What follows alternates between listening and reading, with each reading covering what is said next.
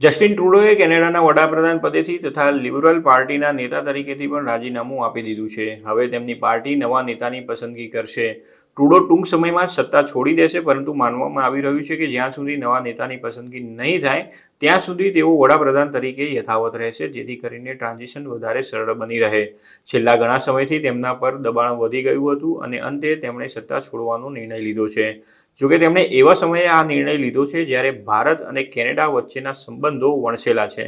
Justin ટ્રુડોએ કેનેડામાં ખાલિસ્તાની આતંકી હરદીપસિંહ નિજ્જરની હત્યામાં ભારતીય એજન્સીઓનો હાથ હોવાની શંકા વ્યક્ત કરતું નિવેદન આપ્યું હતું અને ત્યારબાદ બંને દેશો વચ્ચેના સંબંધોમાં ખટાશ ઊભી થઈ હતી. ભારતે શરૂઆતથી જ કેનેડાના આક્ષેપોને પાયાવિહોણા ગણાવ્યા હતા. તેથી હવે ટ્રુડોના ગયા બાદ ભારત અને કેનેડાના સંબંધો કેવા રહેશે તે અંગે મોટો પ્રશ્ન ઊભો થયો છે, કેમ કે કેનેડામાં ઇન્ડિયન કોમ્યુનિટી ઘણી મોટી છે અને ઇન્ટરનેશનલ સ્ટુડન્ટ્સમાં પણ ભારતીયની સંખ્યા સૌથી વધારે છે. તેવામાં ટ્રુડોની વિદાયથી ભારતને શું અસર થશે તે અંગે વાત કરીશું. સૌથી પહેલા પોલિસી અને ડિપ્લોમસી પર શું અસર થશે, તો ટ્રુડોના ગયા બાદ કેનેડાની ફોરેન પોલિસીમાં ફેરફાર થઈ શકે છે. ખાસ કરીને ભારત સાથેની પોલિસીમાં આ ફેરફાર જોવા મળી શકે છે.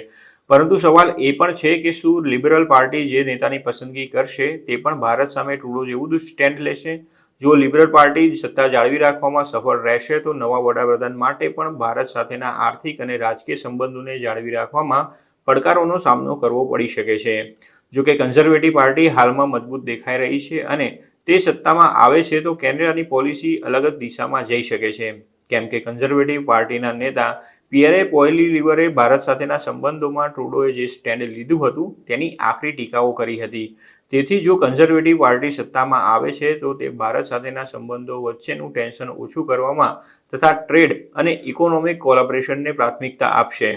બીજી તરફ ભારત સાથે સંબંધો વણસ્યા હોવા છતાં ટ્રુડોના નેતૃત્વમાં 2024ના નાણાકીય વર્ષમાં ભારત અને કેનેડા વચ્ચે $8.4 બિલિયન વેપાર થયો હતો, જેમાં ભારતે કેનેડાથી મિનરલ્સ, પોટાશ અને ઇન્ડસ્ટ્રીયલ કેમિકલ્સની આયાત કરી હતી, જ્યારે કેનેડાને ભારત તરફથી ફાર્માસ્યુટિકલ્સ, ઇલેક્ટ્રોનિક ઇક્વિપમેન્ટ તથા કિંમતી પથ્થરો મળ્યા હતા. તેથી બંને દેશોને તેનાથી ફાયદો થયો હતો. પરંતુ ટ્રુડોના રાજીનામા બાદ ચિત્ર બદલાઈ શકે છે. પોલિસીમાં થોડો પણ ફેરફાર આ ટ્રેડ રિલેશનને અસર કરી શકે છે. તેથી ભારત કેનેડાની રાજકીય પરિસ્થિતિ પર સતત નજર રાખી રહ્યું છે. જસ્ટિન ટ્રુડોની ઇમિગ્રેશન પોલિસીઝ પણ ઘણી ચર્ચામાં રહી હતી. તેમની સરકારે fast track study visa programme SDS ને બંધ કરી દીધો હતો, જેના કારણે ખાસ કરીને ઇન્ડિયન સ્ટુડન્ટ્સને વધારે અસર થઈ છે. હાલમાં કેનેડામાં 4.27 લાખ ઇન્ડિયન સ્ટુડન્ટ્સ અભ્યાસ કરી રહ્યા છે. આ ઉપરાંત ટ્રુડો સરકારે કેનેડામાં ઇન્ટરનેશનલ સ્ટુડન્ટ્સની સંખ્યામાં પણ ઘટાડો કરવાનું શરૂ કર્યું હતું અને ઇન્ટરનેશનલ સ્ટુડન્ટ્સ પરમિટમાં કાપ મૂક્યો છે, જેની સૌથી વધુ અસર ઇન્ડિયન સ્ટુડન્ટ્સને થઈ છે. હાલમાં કન્ઝર્વેટિવ પાર્ટી કેનેડાના રાજકારણમાં વધારે મહત્વની ભૂમિકામાં જોવા મળી રહી છે, ત્યારે પોઈલીવરના ઇમિગ્રેશન અંગેના મંતવ્યો કેનેડા ઇન્ડિયાના સંબંધોમાં વધારે અસર કરી શકે છે. પોઈલીવરે સિલેક્ટિવ ઇમિગ્રેશન સિસ્ટમ પર પાછા ફરવાની વાત કરી હતી, જેમાં તેમણે હાઈલી પ્રોમિસિંગ સ્ટુડન્ટ્સ અને વર્કર્સની તરફેણ કરી હતી. તેમને ટ્રુડોની પોલિસીસનો વિરોધ પણ કર્યો હતો, જેના કારણે તેમને કેનેડિયન જનતાનું ભરપૂર સમર્થન મળી રહ્યું હતું, પરંતુ તેમને ઇન્ડિયન કોમ્યુનિટીની ટીકાઓનો સામનો કરવો પડ્યો હતો. ટૂંકમાં ટ્રુડોના રાજીનામાના કારણે કેનેડાના પોલિટિકલ લેન્ડસ્કેપમાં બહુ મોટો ટર્નિંગ પોઈન્ટ આવ્યો છે. ખાસ કરીને ભારત અને કેનેડા વચ્ચેના સંબંધોને તેનાથી વધારે અસર થઈ શકે છે.